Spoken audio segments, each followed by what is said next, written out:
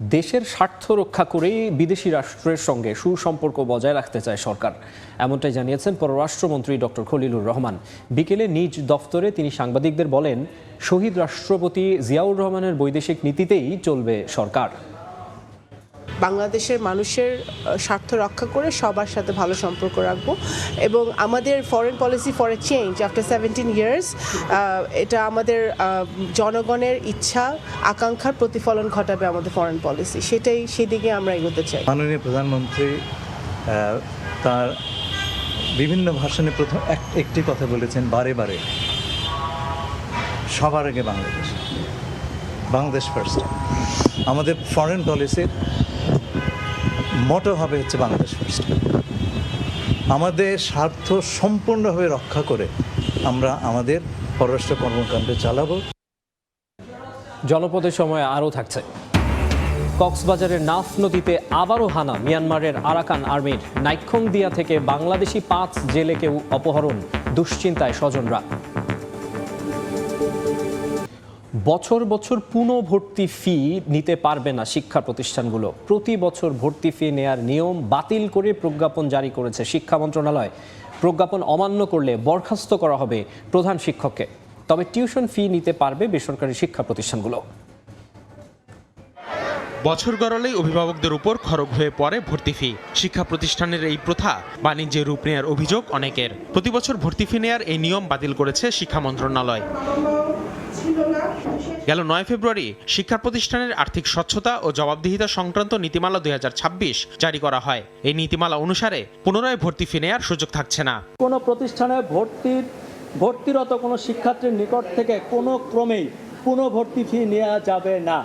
তবে tuition fee নীতিমালা অনুযায়ী টিউশন ফি গ্রহণ করা যাবে। গেল বছর পুনরায় ভর্তি ফি আদায় বন্ধের নির্দেশনা চেয়ে হাইকোর্টে রিট করে একটি বেসরকারি সংস্থা। এর ফলে সরকার এমন সিদ্ধান্ত নিয়েছে বলে মনে করেন রিটকারীর আইনজীবী। ভর্তির সময় সেখানে সেশন চার্জ ধরা হয়, আরও আনুষঙ্গিক অনেক চার্জ ধরা হয়, কিন্তু এগুলো সম্পূর্ণ অবৈধ। টিউশন ফিটা হলো বেসরকারি বিদ্যালয়গুলোর যেটা বেতন, তারা প্রতি মাসে যে বেতনটা নেয় সেটাই হলো টিউশন ফি। এই ক্ষেত্রে ওই বেসরকারি বিদ্যালয়গুলো তাদের নির্ধারিত বেতন ছাড়া আর কোনো ফি আদায় করা যাবে না। ভর্তি ফি আদায় করলে সেই শিক্ষা প্রতিষ্ঠানের প্রধান শিক্ষককে বরখাস্ত করা হবে বলে উল্লেখ করা হয়েছে প্রজ্ঞাপনে। আসিফ মোহাম্মদ সিয়াম, সময় সংবাদ, ঢাকা। দেশের আকাশে দেখা গেছে পবিত্র রমজান মাসের চাঁদ। এর মধ্য দিয়ে শুরু হলো সিয়াম সাধনার মাস। বিস্তারিত জানাতে বাইতুল মোকাররম মসজিদে আছেন সহকর্মী আত্তজ রহমান। আমরা সরাসরি যোগ দিচ্ছি তার সঙ্গে।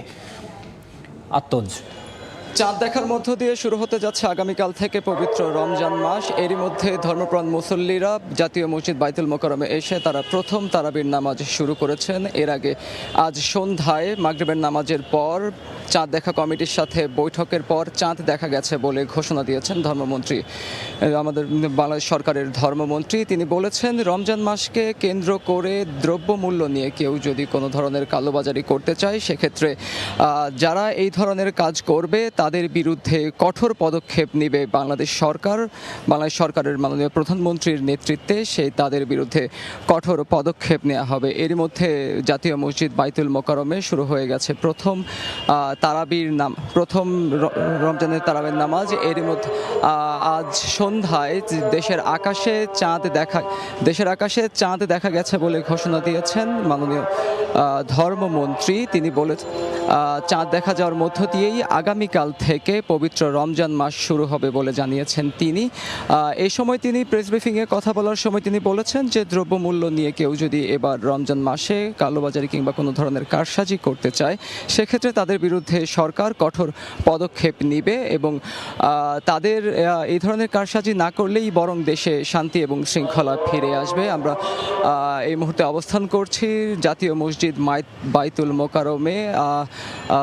আগামীকাল থেকে শুরু হতে যাচ্ছে পবিত্র রমজান মাস। তারই প্রেক্ষিতে আজ থেকেই শুরু হয়েছে প্রথম তারাবির নামাজ। এর মধ্যে প্রথম তারাবির নামাজে বেশ উৎসবমুখর পরিবেশেই আসলে মুসল্লিরা সেখানে অংশগ্রহণ করছেন, নামাজ আদায় করছেন। এর তারাবির নামাজের আগে আমাদের কয়েকজন মুসল্লির সাথে কথা বলার সুযোগ হয়েছিল। তারা বলছেন যে প্রতি বছরের মতোই এবারও সিয়াম সাধনার এই মাসকে কেন্দ্র করে তারা সকলের আত্মশুদ্ধি, পরিশুদ্ধি এবং সমাজের যত ধরনের আসলে অনিয়ম, বিশৃঙ্খলা শৃঙ্খল পরিবেশ আছে সবকিছু এড়িয়ে চলে একে অন্যের সাথে কাঁধে কাঁধ মিলিয়ে আসলে সমাজে চলার জন্য তারা মহান আল্লাহ তাআলার কাছে দোয়া করবেন এবং সবাই কাছে আসলে এই রমজান মাসকে সুস্থ এবং সুন্দরভাবে তারা যেমন উদযাপন করতে পারেন, রমজান মাসটা পালন করতে পারেন, 30 বা 29টি রোজা তারা যেন পালন করতে পারেন স্রষ্টার নিকট, সেই তৌফিক দেওয়ার জন্য তারা সে কথা উল্লেখ করেছেন। কেউ কেউ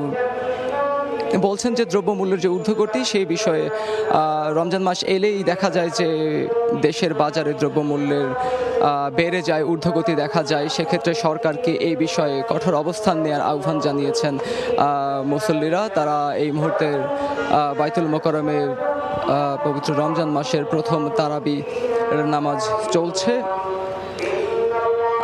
একটু আগে সন্ধ্যায় মাগরিবের নামাজের পর বাংলাদেশের আকাশে চাঁদ দেখা গেছে বলে ঘোষণা দিয়েছেন বাংলাদেশ সরকারের ধর্মমন্ত্রী। চাঁদ দেখা যাওয়ার ঘোষণা দিয়ে তিনি বলেছেন যে আগামীকাল থেকেই রোজা যেহেতু শুরু হচ্ছে সেক্ষেত্রে সবাইকে সতর্ক অবস্থানে থাকতে এবং সব মিলিয়ে হচ্ছে একে অন্যকে সহযোগিতা করে এই রমজান মাস যেন সবাই সুন্দর করে পালন করতে পারে সেজন্য সকলের সহযোগিতা চেয়েছেন। এই ছিল বাইতুল মোকাররম থেকে আমার কাছে সবশেষ তথ্য। পবিত্র রমজান মাসের বিস্তারিত জানাচ্ছিলেন বাইতুল মোকাররম মসজিদ থেকে যুক্ত হয়েছিলেন সহকর্মী আত্তৌজ রহমান। দেখছেন জনপদের সময়, সঙ্গেই থাকুন। কক্সবাজারের নাফ নদীর নাইক্ষ্যংদিয়া থেকে 5 জেলেকে নিয়ে গেছে মিয়ানমারের বিদ্রোহী গোষ্ঠী আরাকান আর্মি। স্থানীয়রা জানান গত রাতে 5টি নৌকা একসঙ্গে মাছ শিকার শেষে নাফ নদীর নাইক্ষ্যংদিয়া দিয়ে ফিরছিল। হঠাৎ একটি স্পিড বোটের ইঞ্জিনের শব্দ শোনা যায়। পরে আরাকান আর্মির সদস্যরা স্পিড বোট নিয়ে এসে নৌকাসহ 5 জেলেকে ধরে মিয়ানমারের দিকে নিয়ে যায়। জনপদের সময়ের শীর্ষ সংবাদ জানিয়ে দিচ্ছে আরেকবার। জাতীয় স্মৃতিসৌধে প্রধানমন্ত্রী তারেক রহমানের শ্রদ্ধা, মন্ত্রীদের নিয়ে জিয়াউর রহমান ও বেগম জিয়ার কবর জিয়ারত। দুর্নীতিমুক্ত সমৃদ্ধ দেশ গড়ার প্রত্যয়। প্রধানমন্ত্রীর সভাপতিত্বে মন্ত্রিসভার প্রথম বৈঠক। বাজার নিয়ন্ত্রণ ও রমজানে বিদ্যুৎ সরবরাহ স্বাভাবিক রাখার নির্দেশনা। দ্রুতই 180 দিনের পরিকল্পনা প্রকাশ। এবং শুরু হলো সিয়াম সাধনার মাস। দেশের আকাশে দেখা গেছে পবিত্র রমজানের চাঁদ। মসজিদে মসজিদে তারাবির প্রস্তুতি, কাল থেকে রোজা।